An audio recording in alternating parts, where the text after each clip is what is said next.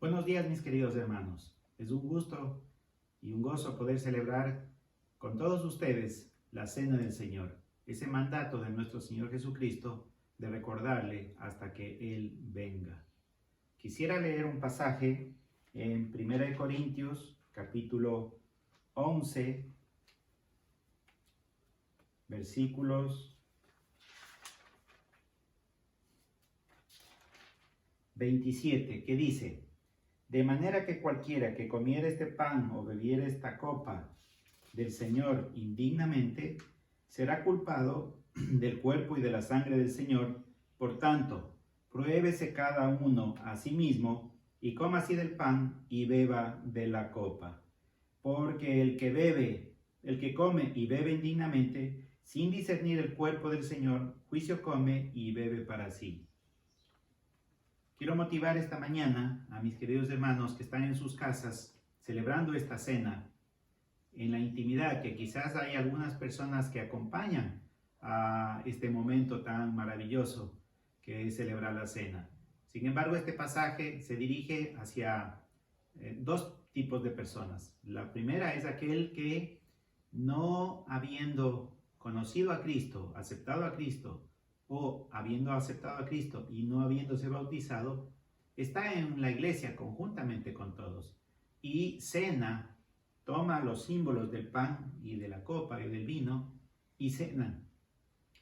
Y no discernir el cuerpo, lo que significa el cuerpo y la sangre, es decir, no discernir el costo, el precio pagado por nuestro Señor y el mandato que Él nos dio.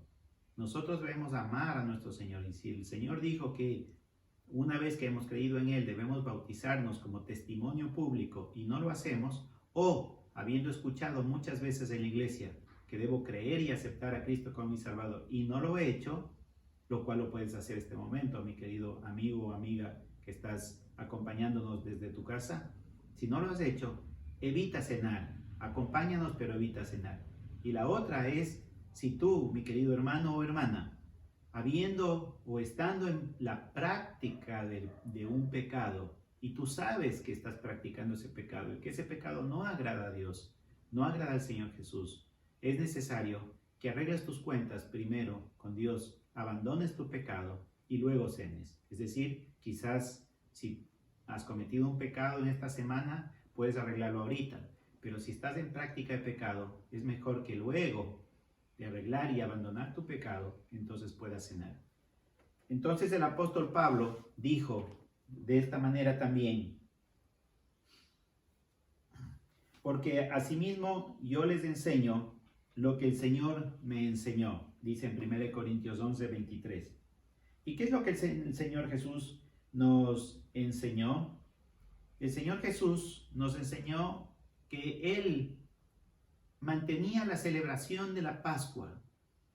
¿Y qué era la celebración de la Pascua? Era esa orden, ese mandato que Dios había dado al pueblo judío cuando fue sacado de la esclavitud de Egipto. El último día antes de sacarlos, el Señor había dado la última plaga y les había dicho que iba a hacer una gran mortandad con los primogénitos, pero que todo aquel que creyera que podía evitar esa mortandad debía derramar la sangre de un animal inocente y esa sangre ponerla como marca en el dintel de su puerta para que el ángel de Jehová pasara de largo y no entrara a esa casa y no matara a los primogénitos.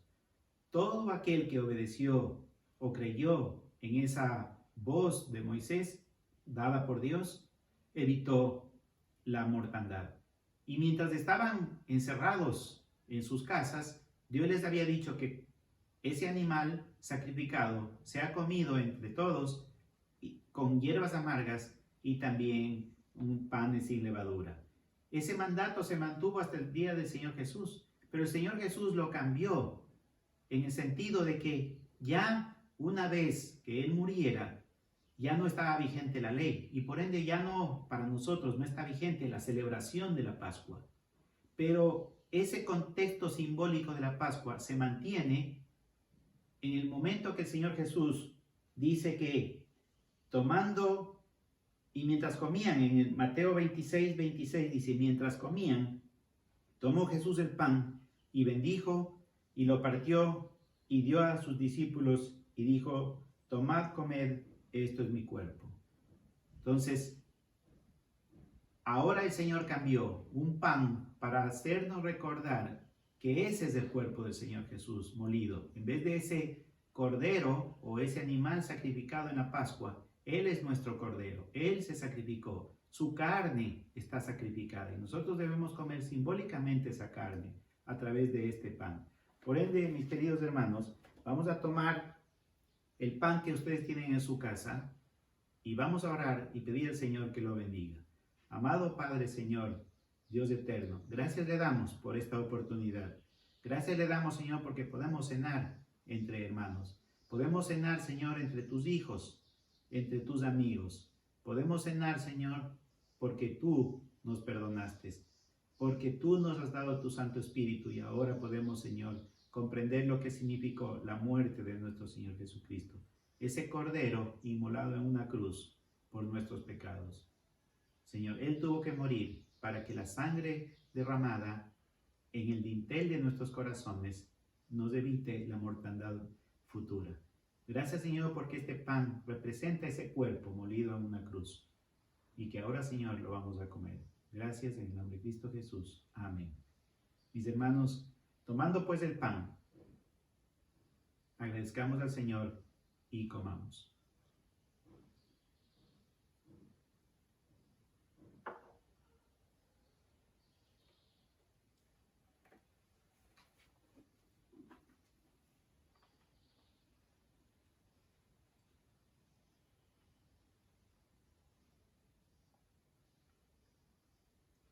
Mateo 26, 27 dice: y tomando la copa, y habiendo dado gracias, les dio diciendo: bebed de ella todos, porque esto es mi sangre del nuevo pacto que por muchos es derramada para remisión de los pecados, para remisión de nuestros pecados.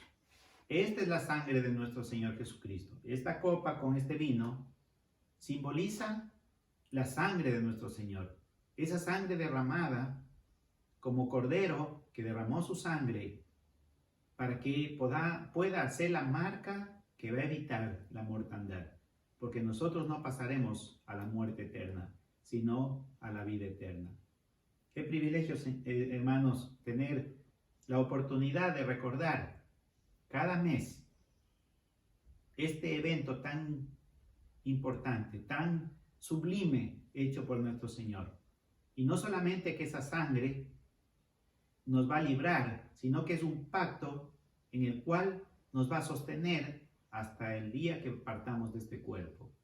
Así que, mis queridos hermanos, vamos a orar y dar gracias por este símbolo, el vino en la copa.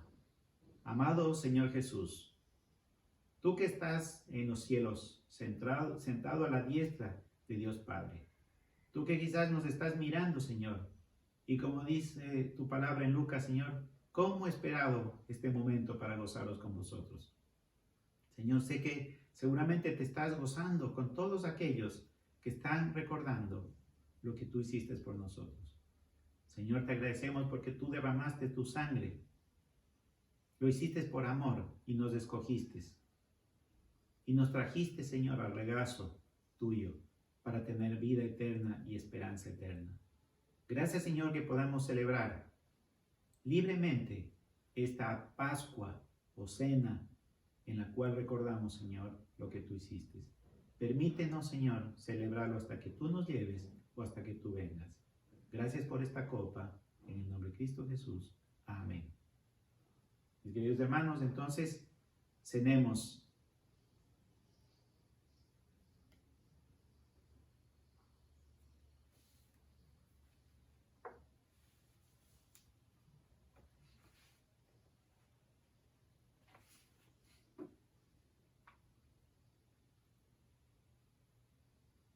Dice también en otro pasaje que luego de que terminaron de cenar y de compartir con el Señor Jesús en gozo y alegría, aunque sabían que Él iba a morir, había gozo porque sabían que iba Él a resucitar.